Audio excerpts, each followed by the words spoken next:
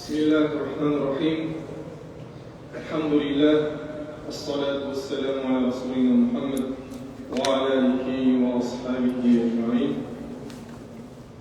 أما بعد السلام عليكم ورحمة الله وبركاته. Allah Teala'ga sansız madad, Peygamberimiz Muhammed Mustafa sallallahu aleyhi ve sellem Allah'ın игілігімен сәлем болсын. Ассалауму алейкум, құрметті ағайындар, қадірлі жамағат. Қасиетті жұма күндердің төресі болған жұма күні жасаған дұға тілектеріңізді Алла Тағала дәрін ізzetіне қабыл еткен болсын. Бүгін міне қасиетті жұма деп мешітке басып келіп отырсыздар. Жасаған әрбір дұғаңыз, басқан әрбір адымдарыңызға Алла Тағала мол сауаптан Алла нәсіп еткен болсын. Мешітіміздің іші жамағатқа толы болсын ағайын. Бүгінгі жұма уағызымыздың тақырыбы мұсылман адамның қоғам алдындағы міндеттері жайында болмақ. Жалпы мұсылман адам қоғамда қалай өзін басқара білу керек, қалай жүру керек, осы турасында Алла қаласа уағыз айтатын боламыз. Асыл дініміз біздерге жаратушы Раббымызға құлшылық қылуға, оған бас июге, оның тыйған тыйымдарына тыйылуға біздерді үгіттеген ағайын. Қасиетті Құран кәрімде Алла Тағала Астағфиру билlah бисмилlah Я айюхан насу инна халақнакум мин закарин ва унса ва жаалнакум шуубан ва қабаила литаарафу инна акрамакум индаллахи атқакум инна Аллаха алимун хабир. Садақаллахул азим. Аяттың мағынасында адам баласы, шүбәсіз сендерді бір ер, бір әйелден жараттық. Сондай-ақ бір-бірлеріңді танып білулерің үшін сендерді ұлттар мен руларға бөлдік. Шынында Алла Тағала қасында ең ардақтыларың сендердің тақуаларың. Расында Алла Тағала бүкіл істі толық білуші, әр нәрседен хабардар деп Алла Тағала Худжрат сүресінің 13-ші аятында біздерге бұйырған. Қарап тұрсаңыз, аяттың мағынасы қоғамдық мәдениеті ортақ, белгілі бір аумақта тұратын және өздері бір тұтас адам деп білетін адамдар тобын айтамыз, қоғам деп. Әрқайсымыз осында отқан, әрқайсымыз осы қоғамның бір бөлігіміз, бір қоғамның мүшесіміз. Аллаға шүкір, Алла Тағала берген әрқайсымызға отбасы бар, бала-шағамыз бар. Демек ки, мұсылман адам қоғамда өмір сүру үшін, жауапкершілікпенен міндеттерін айқындап алу керек. Жалпы құрметті ағайындар, мұсылмандықтың ең төменгі сатысында тұратын, ең төменгі дәрежесі болып есептелетін мысал беріліп, сіз жұмаға келесіз. Ешкімге көлігіңізді, ешкімге кедергі жасамайтын жерге көлік тұрағына қоясыз. Адамдар өтетін жолды жаппайсыз. Сондай-ақ мешітке кірген кезде аяқ киіміңізді арнайы үстелге қоясыз. Дәрет алған кезде тазалықты сақтайсыз. Өзге бір мұсылманның, өзге бір бауырыңыздың дәрет алуына ықпал етесіз. Осының баршасы құрметті ағайындар, мұсылмандықтың алғашқы баспалдақтары болып есептеледі. Müslümanın қоғам алдындағы, өзге мұсылман алдындағы алғашқы баспалдақтары осы бір қарапайым нәрселерден басталады екен. Ардақты пайғамбарымыз саллаллаху алейхи ва саллям бір хадисінде былай дейді: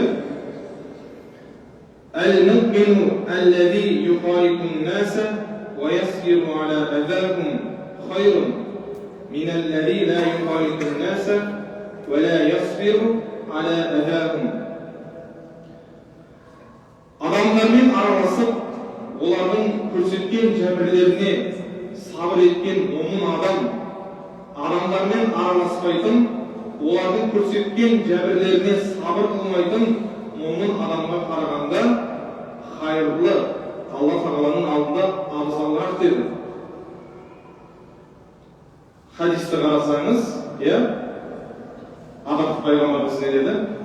Адамдармен араласып, олардың көрсеткен жәбірлеріне сабыр қылған момын мұсылман, адамдармен араласпайтын, олардың көрсеткен жәбіріне сабыр қылмайтын момын мұсылманға қарағанда Алла тағаланың алдында хайырлы деп. Демек ки адам баласы, мұсылман адам біреу жәбір көрсеткен деп,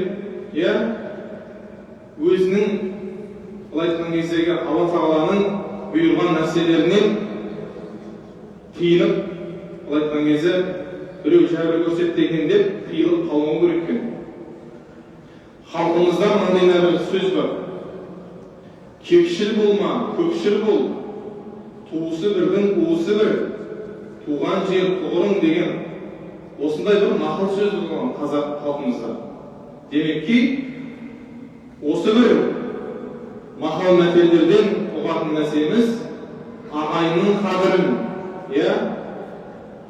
сыйлап құрметтеуіміз керектігін, көпшілікпенен бірге болу керектігін хадистерде осы нәрселерді ұғады екенбіз. Жоғарыдағы хадисті имам Ибн Мәжә жеткізген болатын. Қоғамдық міндеттерді орындау үшін арнайы бір, құрметті ағайындар, жауапкершілікпен міндеттерді қысқаша тоқтала кетсек, ең біріншісі, құрметті ағайындар, қоғамдық тәртіпті сақтау. Кез келген жердің өзіндік тәртібі болады. Мысалы дедік, мешітке кірсеңіз де, қоғамдық көлікке мінсеңіз де, қандай да бір саяжай, саябақтарға жүрсеңіз де, сол жердің өзіндік нелері болады, тәртіптері болады. Ол тәртіп не үшін?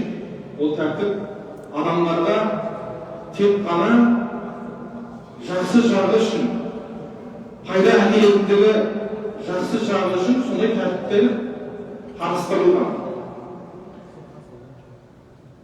Демек ки, кез келген жердің өзіндік тәртібі бар, соны сақтай білуіміз керек. Тәртіп дегеніміз тәртіп тәрбие бастауы, тәртіпсіздік өмірдің қаш жауы деген бір сөз бар халқымызда.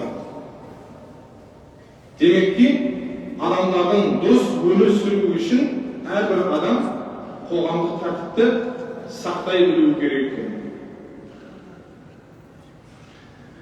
Алла Тағала Құран кәрімде Ахзаб сүресінің 58-ші аятында Астағин билlah бисмилlah وَالَّذِينَ يُؤْذُونَ الْمُؤْمِنِينَ وَالْمُؤْمِنَاتِ بِغَيْرِ مَا اكْتَسَبُوا فَقَدِ احْتَمَلُوا بُهْتَانًا عَظِيمًا. Аяттың мағынасында сондай-ақ мұъмин ерлер мен мұъмин әйелдерге нақақтан нақақ жәбір көрсеткендер, сөзсіз олар жала жауып ашық күнә арқалаған адамдар деген. Аяттың мағынасы қарап тұрсаңыз, құрметті ағайындар, бір момын мұсылманға немесе момын бір әйелге нақақтан нақақ жала жабу, ол адам баласын ашық бір күнә жасауына себепкер болады. Аяттан түсінетін мағынамыз осы екен. Пайғамбарымыз саллаллаху алейхи вассаламның өмір тарихын оқып қарасаңыз, Ухуд деген тау жаңағындай шайқас болған, Пайғамбарымыз саллаллаху алейхи вассалам не дейді? Сендер мына төбеден еш уақытта түсуші болмаңдар деп оларды не істеді? Сол төбешіктің басына қадап, сендердің тұратын орындарын осы жерде кетеді. Алайда Пайғамбарымыз саллаллаху алейхи вассаламның айтқанын елемегендер, таудан түсіп кеткен мұсылмандар соңы жеңіліске ұшырайды. Жеңіліспен аяқталады. Өйткені Пайғамбарымыз саллаллаху алейхи вассалам оларға ескертті, тіптен біздің денемізді құстар келіп шұқып атса да, сендер осы төбеден түспеңдер деді. Пайғамбарымыз саллаллаху алейхи вассалам бір кісі айтқан кезде бір нәрсені істеме деп үгіттеді ме сізді? Онда ол істе біздер үшін қайыр бар. Не үшін, неге, олай деген сияқты сұрақтар адам баласына қойылмау керек. Алла Тағала Құранның А'раф сүресінде 56 аятында "Вала туфсиду фил арди ба'да ислахиха" жер беті түзетілгеннен кейін, жер бетінде тәртіп орнатылғаннан кейін, жер бетінде тәртіпсіздік жасамаңдар деп Алла Тағала Құран кәрімде момын мұсылмандарға ескерту жасаған. Демек ки, Аллаға шүкір қоғамымыз тыныш, жоқ жерден бүлік жасау ол мұсылманның сипатынан болып есептелмейді. Пайғамбарымыз саллаллаху алейхи вассалам бір хадисінде айтады: "Иттақу ал-ла'айни бисирати ат-таснияти". Екі лағнеттенушіден сақтаныңдар деген кезде сахабалар ва Алланың елшісі, екі лағнеттенуші дегеніңіз кімдер деп сұрайды. Сонда Пайғамбарымыз саллаллаху алейхи вассалам олар адамдар жүретін жолға, не олар көлеңкелеп отыратын жерлерге дәрет сындырғандар деп Пайғамбарымыз саллаллаху алейхи вассалам. Тағы бір хадисінде Пайғамбарымыз саллаллаху алейхи вассалам лағнет әкелетін 3 істен сақтаныңдар. Бұлақтарға, жол ортасына және де көлеңкеге дәрет сындыру деп Пайғамбарымыз саллаллаху алейхи вассалам хадисінде ескертті. Қарап тұрсаңыз, хадистегі көлеңке жаз мезгілінде адам баласы паналайтын, отырып демалатын жер болғандықтан Пайғамбарымыз саллаллаху алейхи вассалам лағнет сөзінің мағынасы қалай болады? Алла Тағаланың мейірімінен алыстау. Лағнет сөзінің мағынасы Алла Тағаланың мейірімінен алыстау. Аяттар мен хадистерде бұл сөз әдетте үлкен күнәлі істерге қолданылады. Яғни өзге адамдарға мейірімділік танытпастан оларға зиян келтіру.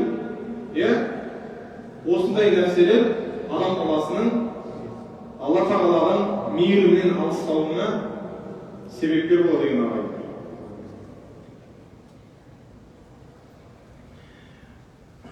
Және де екінші нәрсе, құрметті ағайындар, мұсылман адамның өзге бір адамға зиян келтірмеуі турасында қоғам мүшелерімен өзара бірлік пен бауырлықта болу. Әл-Имран сүресі 103 аятында Алла Тағала Бисмилlah "Вазкуру ни'маталлахи алейкум из кунтум а'даан фа'аллафа байна қулубикум фаасбахтум бини'матихи ихвана". Сондай-ақ өздеріне Алла Тағаланың берген нығметін еске алыңдар.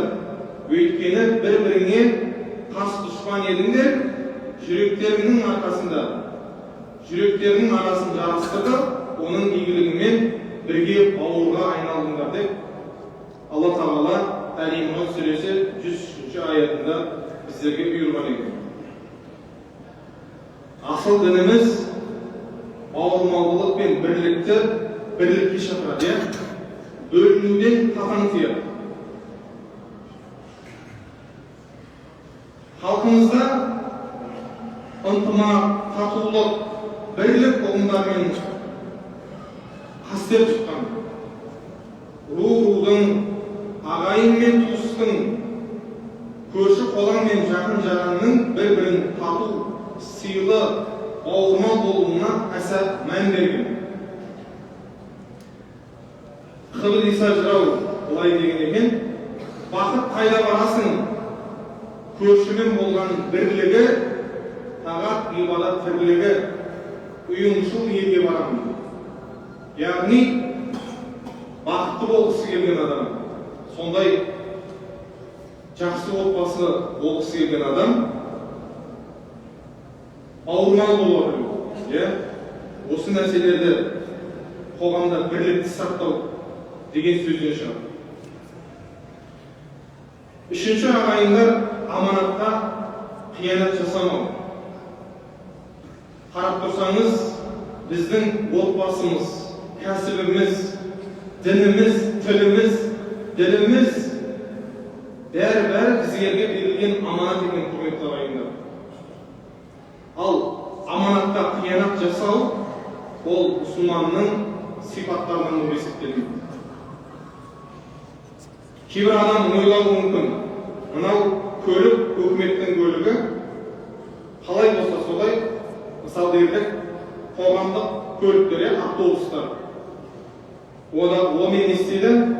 Адамдарды қаланың бір жерінен екінші жеріне апарып тапсырады, апарып жеткізеді.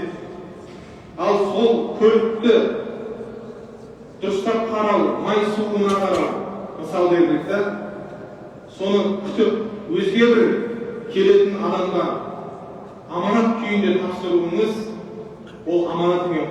Сол қалпында тапсыруыңыз, кез келген жерде сізге бір зат берілуі мүмкін, мынаны сен жұмыс барысында қолданасың, бұл саған берілген аманат деген секілді. Жұмысыңызда берілген әрбір нәрсе, құрметті ағайындар, барлығы ол аманат болып есептеледі. Ниса сүресінде Алла Тағала: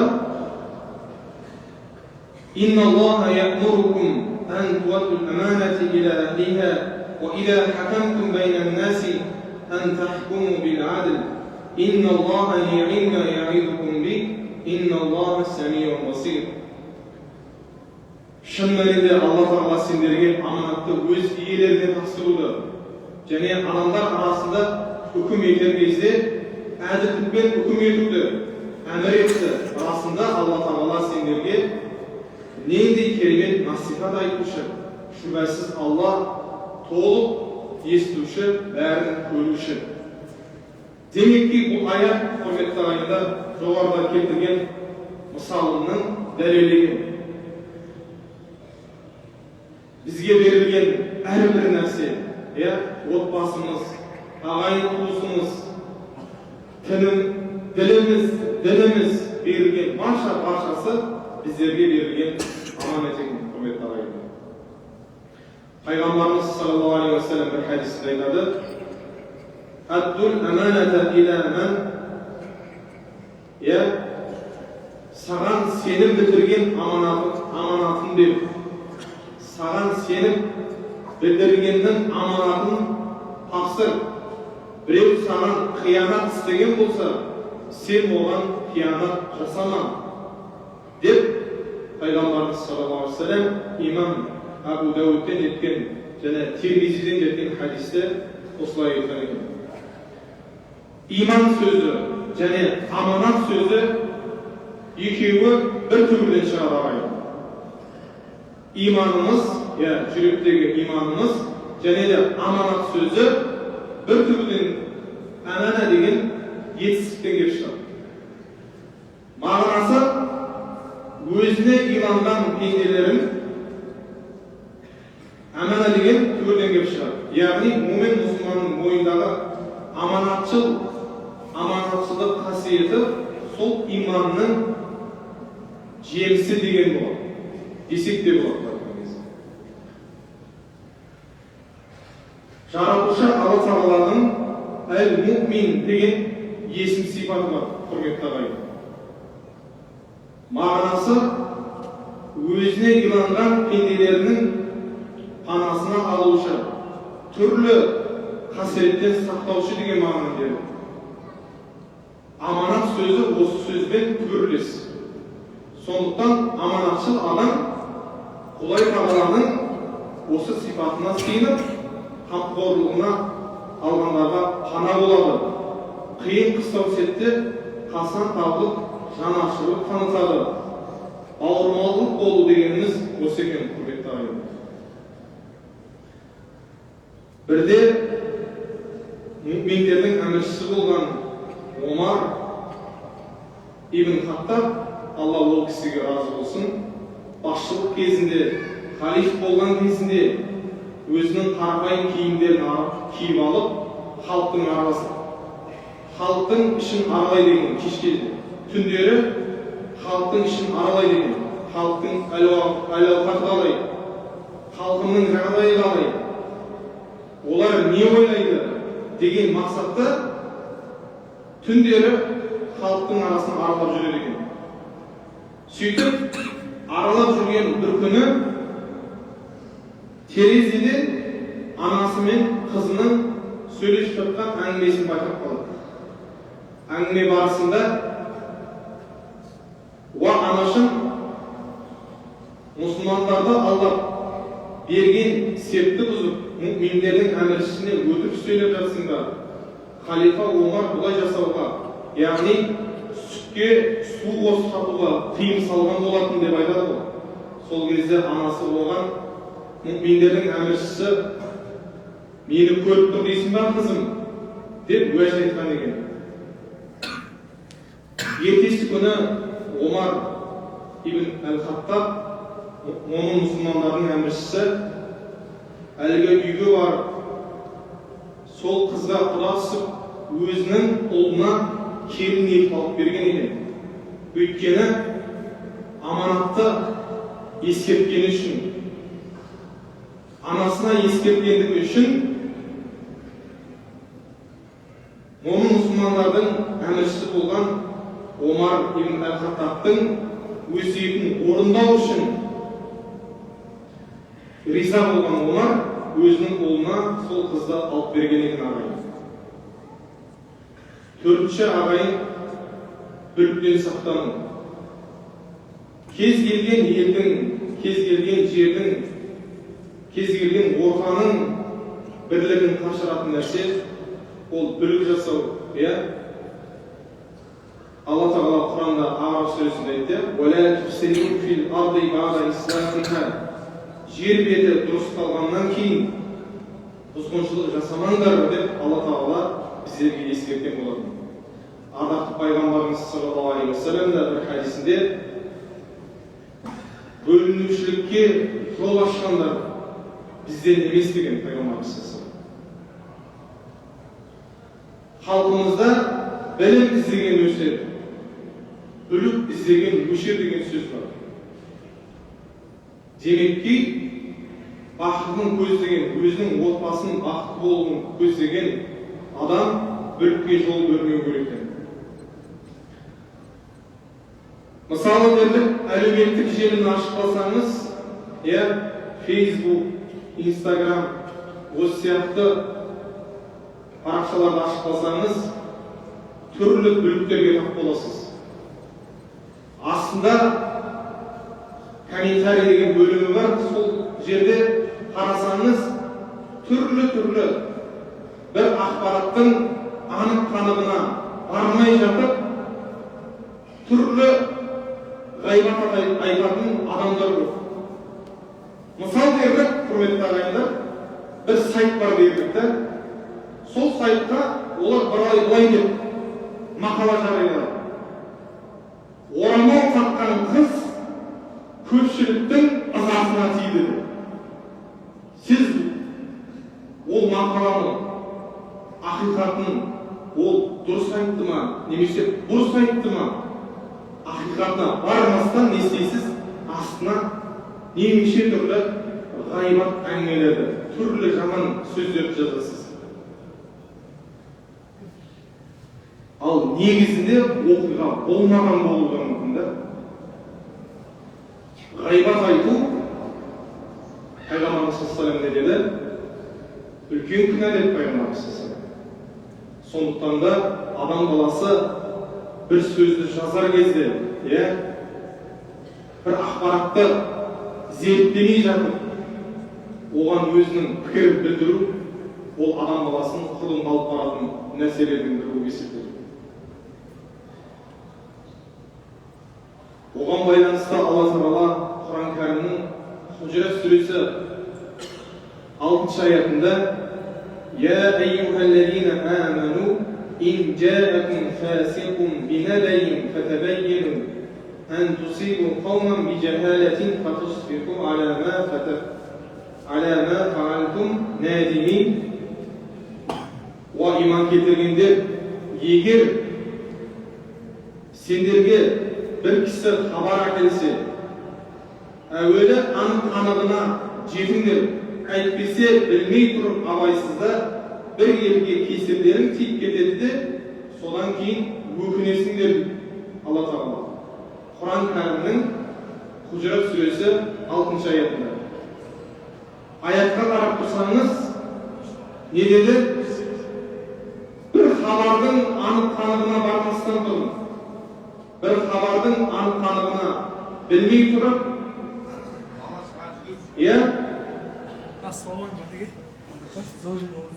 ол хабарға не істемеңдерді, абайсызда бір елге кесірлерін тиіп, артынша өкініп қалмаңыздар деді Алла Тағала. Сондықтан да құрметті ағайындар, адам баласы бұл айтқан кезде өзіміздің оң жағымызда және сол жағымызда жазушы періштелер бар. Ол тек қана біздің аузымыздан шыққан сөзді ғана жазбайды, жазған хатымызды да жазады, құрметті ағайындар. Жазған, бұл айтқан кезде хабарламаларымызды да жазады. Оның міндеті тек қана жазу ғана. Сондықтан да бір хабар келген кезде, оның анық-қанығына бармастан, оны ғайбаттау, оның артынан әңгіме айту, ол мұсылманға жат болып есептеледі. 5-ші ағайындар, қиналғанға жәрдем беру, жақсылық істе жәрдемші болу, оның мұсылманның бойынан табылу болып керек болған қасиеттің бірі. Өйткені Алла Тағала Құран кәрімде Маида сүресі 2 аятында Бисмиллах ва та'авану алал бирри ват тақва ва ла та'авану алал исми вал удван. Жақсылыққа, тақуалыққа жәрдемдесіңдер, күнәға және дұшпандыққа жәрдемдеспеңдер деп Алла Тағала біздерге бұйырған. Демек ки, адам баласы қандай да бір жақсылық жасайын десе, ол көз алдында. Мысал берсек, жолдан өте алмай тұрған көзі зағип бір жанды жолдың бірінші жағына, екінші жағына өткізіп қойыңыз, ол үлкен сауап. Үлкен кісі, жақсы қария кісі бір затын көтере алмай тұрса, соған көтеріп жіберіңіз. Бұл да үлкен сауап. Бұл айтқан кезде біз сауап деп көбіне қаржат шығарып біреуге беруді айтамыз ғой.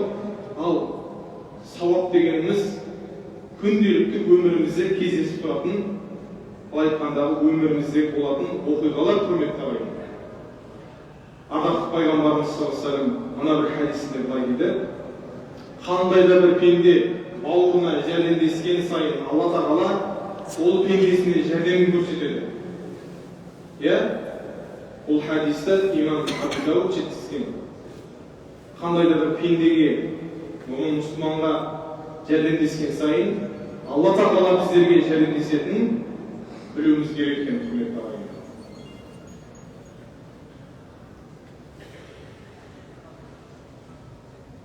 Сондай-ақ бір хадисте пайғамбарымыз бауырыңның жүзіне қарап жымиюыңда сен үшін садақа деді. Жәрдем көрсету тек қана жоғарыда айтқанымыздай, құрметті ағайындар, дүниемен ғана өлшенетін нәрсе емес. Біреуге жылы сөз айтуыңыз, жымиюыңыз, керек кезде өзіңіздің үгіт насихатыңызды, сөз жәрдеммен сөз көрсетуіңіз, жәрдем көрсетуіңіз, дер кезінде жәрдем көрсетуіңіз, осының баршасы, құрметті ағайындар, жақсы істерден, сауап істерден болып саналады екен. Ең бастысы, қиналған адамның дәл уақытынан қасынан табылып, өзіңіздің тілектес екендігіңізді, жанашыр екендігіңізді білдіре кетуіңіз, ол да бір сауапты істерден екен, құрметті ағайындар. Қадірлі жамағат, оның мұсылмандар, Құранда Алла Тағала былай дейді, Тәубе сүресінің 71-ші аятында: وَالْمُؤْمِنُونَ وَالْمُؤْمِنَاتُ بَعْضُهُمْ أَوْلِيَاءُ بَعْضٍ يَأْمُرُونَ بِالْمَعْرُوفِ وَيَنْهَوْنَ عَنِ الْمُنكَرِ وَيُقِيمُونَ الصَّلَاةَ وَيُؤْتُونَ الزَّكَاةَ وَيُطِيعُونَ اللَّهَ وَرَسُولَهُ أُولَئِكَ سَيَرْحَمُهُمُ اللَّهُ إِنَّ اللَّهَ عَزِيزٌ حَكِيمٌ. Аяттың мағынасында мұъмин ерлер мен мұъмин әйелдер бір-біріне көмекші, олар дұрыстыққа бұйырып, бұрыстықтан тосады. Сондай-ақ намаздарын толық орындап, зекет беріп, Аллаға және елшісіне бойұсынады. Соларды Алла мейірімге бөлейді. Арасында Алла тым үстем, аса дана деп қасиетті Құранның Тәубе сүресінде 71-ші аятында осылай бұйырған екен. Жалпы мұсылман өзінің отбасына, ағайын туысына, көрші қолаңына кез келген жерде жәрдемдесіп жүруі, ол асыл қасиеттерден есептеледі екен. Жаңа жоғарыда айтып кеткеніміздей, мұсылмандықтың ең төменгі сатыларынан бастау алатын, мешітке келген кезде аяқ киім сөрелеріне аяқ киіміңізді қойыңыз, көпшілікке жолына кедергі болмас үшін. Біреудің жолын жаппас үшін көлік тұрағына аяғайы тұраққа қойыңыз, біреудің жолын жаппауыңыз, бұның баршасы дәретті дұрыстап тазалықпенен алуыңыз, бұның баршасы мұсылмандықтың сипаттарынан болып есептеледі. Алла Тағала баршамыздан разы болсын. Құрметті ағайындар, бір нәрсе айта кетейін. Алла қаласа маусымның 15-і күні Арапа күні болып есептеледі. Және де 16-сы Құрбан айттың алғашқы күні болып бекітілді. Қазақстан мұсылмандары діни басқармасының жаңағындай мәлімдеуіменен, Алла қаласа 15-і күні Арапа күні, маусымның 15-і күні Арапа күні, ал маусымның 16-сы Құрбан айттың алғашқы күні болып есептеледі екен. Алла Тағала баршамыздан разы болсын. Келе жатқан Құрбан айттарда Алла Тағала дұға тілектерімізді, құрбандықтарымызды Алла қабыл еткен болсын. Ва ахиру дауана алхамдулиллахи раббил аламин. Би рахматика я архамур рахим. Аллаху акбар.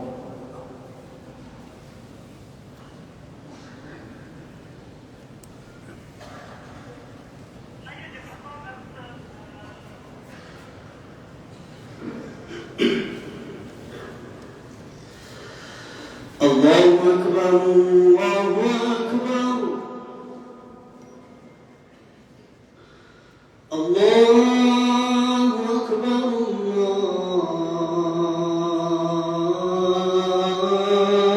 الله أكبر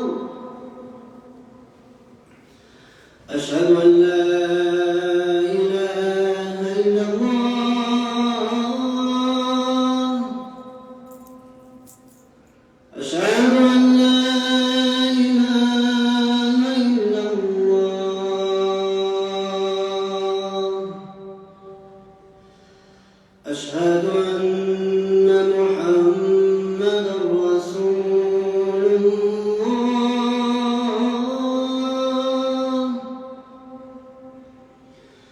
أشهد أن محمدا رسول الله.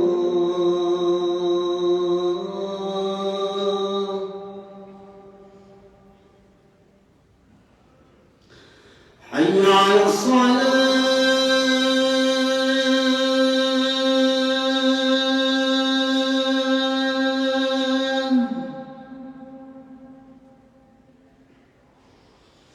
حي على الصلاة.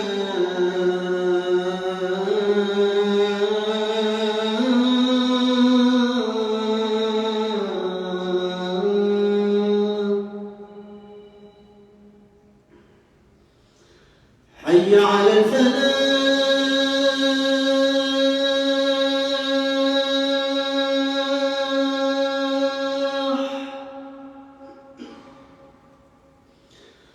حي على الفلاح.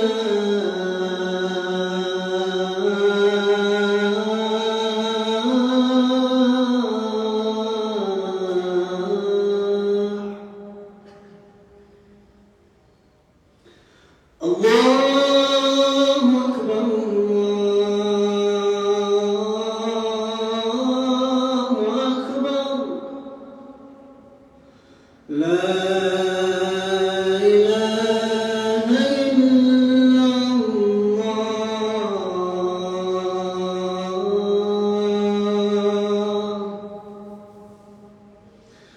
اللهم رب هذه الدعوة التامة والصلاة القائمة آت محمدا الوسيلة.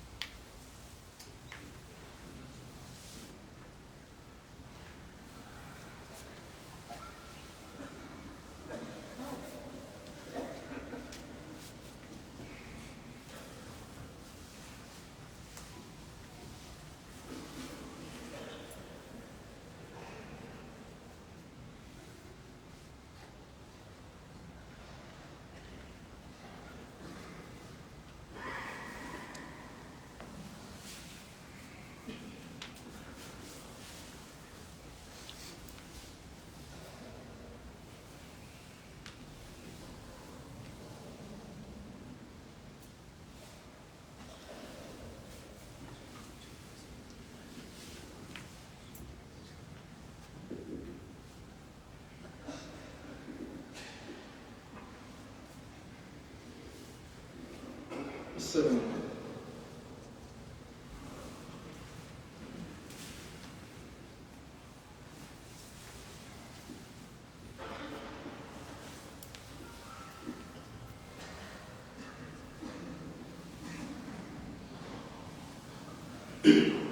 الله أكبر الله أكبر الله أكبر الله أكبر أشهد أن لا إله إلا الله أشهد أن لا إله إلا الله أشهد أن محمدا رسول الله أشهد أن محمدا رسول الله حي على الصلاة حي على الصلاة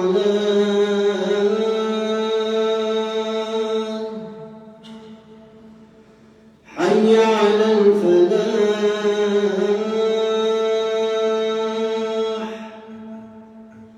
حي على الفلاح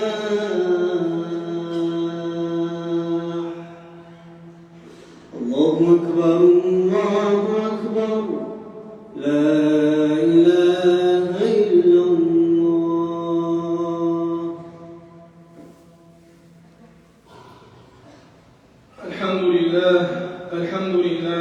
الحمد لله نحمده ونستعينه ونؤمن به ونتوكل عليه ونعوذ بالله من شرور أنفسنا ومن سيئات أعمالنا من يهدي الله فلا مضل له ومن يضلل فلا هادي له نشهد أن لا إله إلا الله وحده لا شريك له شهادة موصلة إلى دار السلام ونشهد أن محمدا عبده ورسوله سيد الأنام صلى الله تعالى عليه وعلى آله وأصحابه البررة الكرام خصوصا منهم على أبي بكر الصديق وعمر الفاروق وعثمان ذي النورين وعلي المرتضى أئمة رضوان الله تعالى عليهم أجمعين. أما بعد أيها الناس أوصيكم عباد الله أولا بتقوى الله. أعوذ بالله من الشيطان الرجيم. بسم الله الرحمن الرحيم. ولا تفسدوا في الأرض بعد إصلاحها. صدق الله العظيم. Arafta ağayın, hürmetli cemaat, Allah Teala Kur'an-ı Kerim'in Araf suresinin 26. ayetinde bizlerge yer beti түзелгенден кейін ұзақлық қылмаңдар деп Allah Teala бүлік шығармауға, ұзақлық істемеуге bizlerді үгіттеген. Barakallahu lana wa lakum fil Qur'anil azim wa nafa'ana wa iyyakum bil ayati wa dhikril hakim innahu huwal ghafurur rahim الجواد الكريم العلي العظيم السميع الدعاء.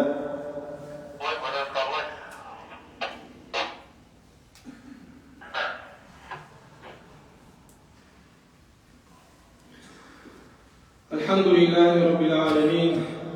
الصلاة والسلام على رسولنا محمد وعلى آله وأصحابه أجمعين تعظيما لنبيه وتكريما لصفيه. إن الله وملائكته يصلون على النبي يا أيها الذين آمنوا صلوا عليه وسلموا تسليما وارحمنا معهم واحشرنا منهم برحمتك يا أرحم الراحمين.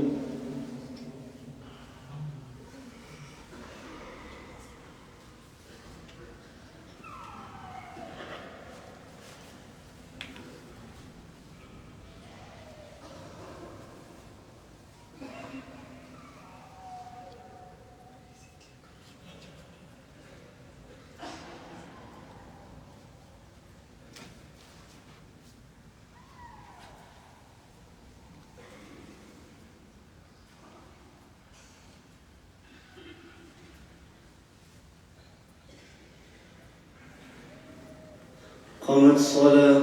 الله أكبر الله أكبر الله أكبر الله أكبر أشهد أن لا إله إلا الله أشهد أن لا إله إلا الله أشهد أن محمدا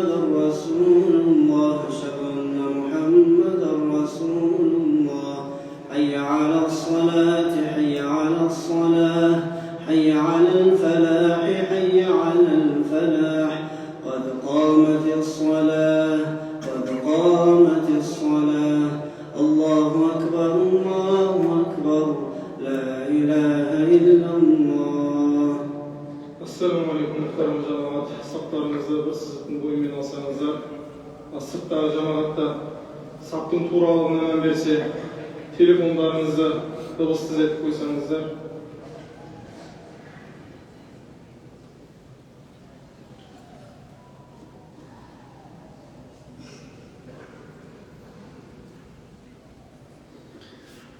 Аллаху акбар.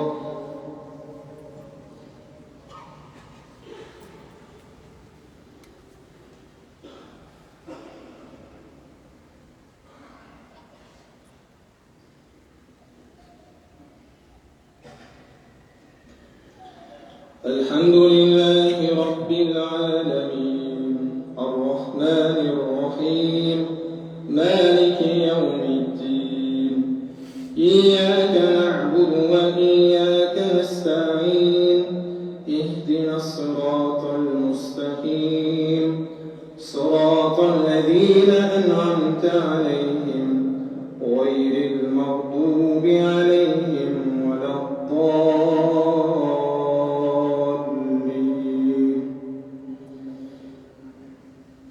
إن هذا القرآن يهدي للتي هي أقوم ويبشر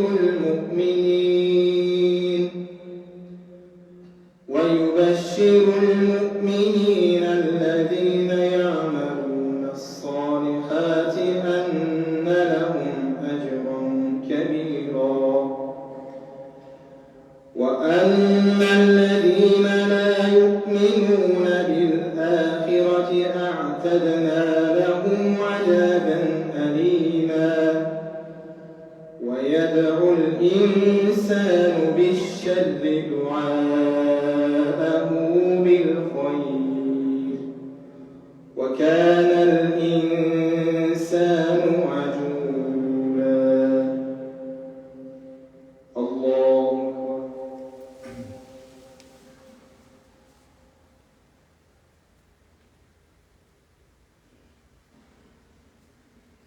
سمع الله لمن حمده. الله أكبر.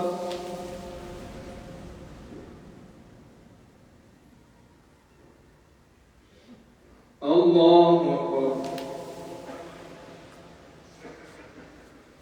الله أكبر.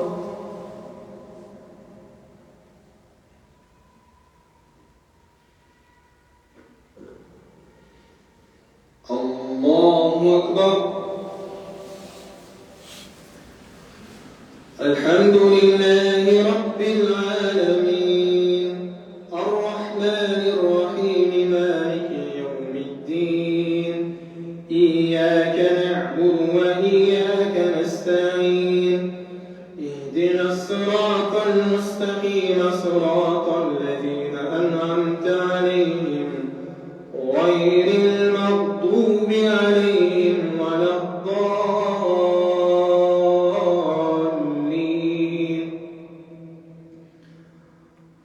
قل ادعوا الله أو ادعوا الرحمن أيما تدعوا فله الأسماء الحسنى ولا تجهر بصلاتك ولا تخافت بها وابتغ بين ذلك سبيلا. وقل الحمد لله الذي لم يتخذ ولدا ولم يكن له شريك في الملك ولم يكن له ولي من الذل وكبره تكبيرا. الله أكبر.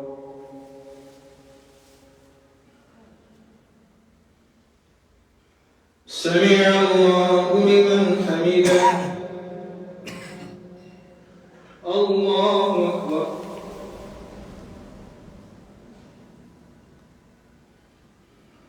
الله أكبر. الله أكبر.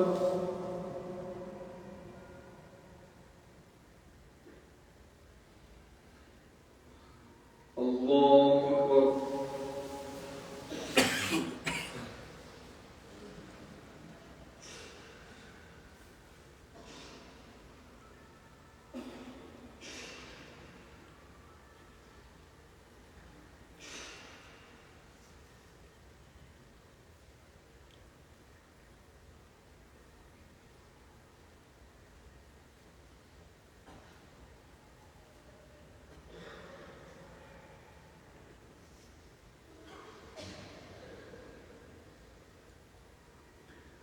السلام عليكم ورحمة الله.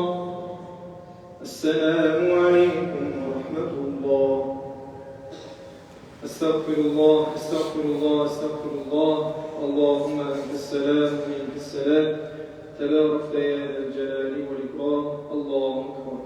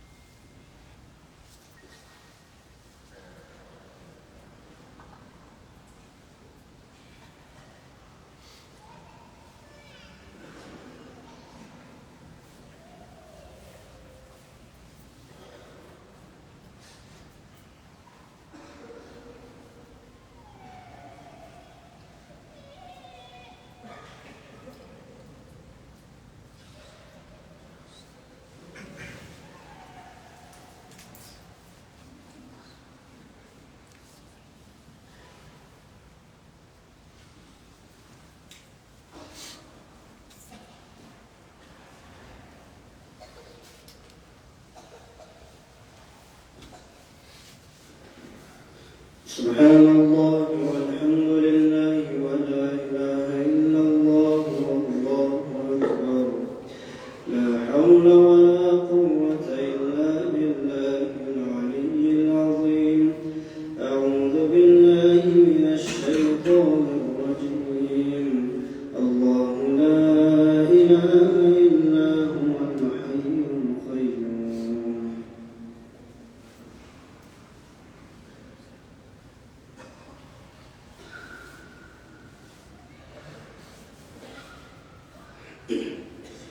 سبحان الله.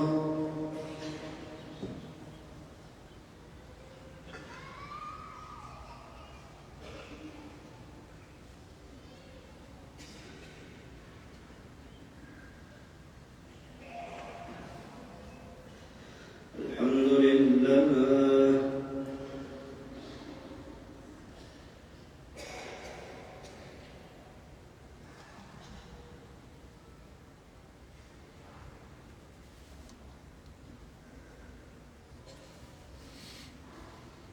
الله أكبر.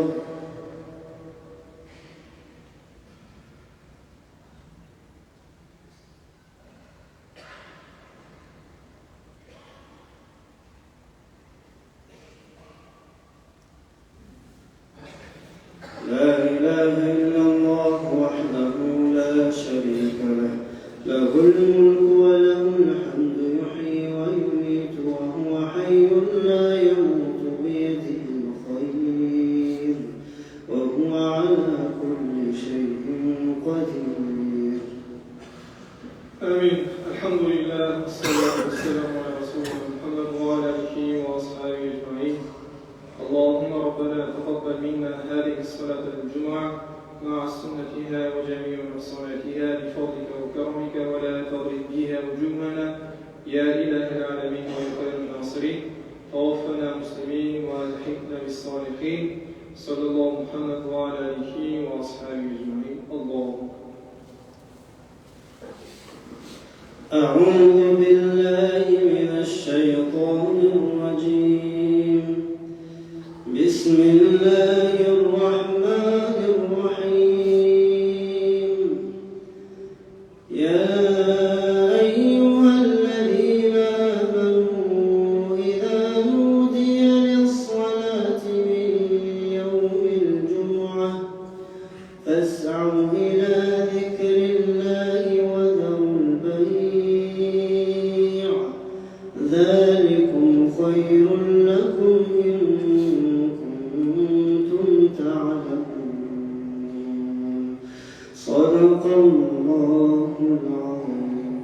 سبحان ربك رب العزة عما يصفون وسلام على المرسلين والحمد لله رب العالمين.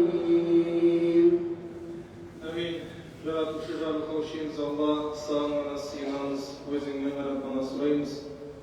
Раббымыз Алла, жамағатқа оқылған жұма намазымызда жасаған дуа тілектерімізді Алла Тағала қабыл ете көр. Оқылған қасиетті Құраннан болған сауапты Сейітжан Қари ағамыздың рухына арнайы бағыштадық. Алланың рахмы болсын, пайғамбар шапағаты болсын. Сондай-ақ жамағаттан өтінген Әлихан қызы Гүлмира апамызға, сондай-ақ Қонарұлы абайға рахым Алла Тағала осы кісілерге де бағыштадық. Алланың рахмы болсын, пайғамбар шапағаты болсын. Жаратушымыз Алла ниет қылып келген жамағатымыздың дуа тілектерін қабыл ет. Раббым Алла елімізді, жерімізді ішкі сыртқы жаудан Алла сақтай көр. Раббымыз Алла жамағатымыздың ауызбіршілігін бере көр. Раббым Алла шипа сұрағандарға Алла Тағала шипа бер, қарызға батқандарға Алла Тағала қарыздан шығарып жол көрсет. Бойдақтарымызда Алла салиха жар нәсіп ет. Еліміз Қазақстанды Раббым Алла Тағала от апатынан, су апаттарынан Алла Тағала сақтай көр. Жаратушымыз Алла баршамыздың астың арындарымызға мол сауапты нәсіп ете көр. وآخر دعوانا أن الحمد لله رب العالمين. آمين. الله أكبر. السلام عليكم ورحمة الله.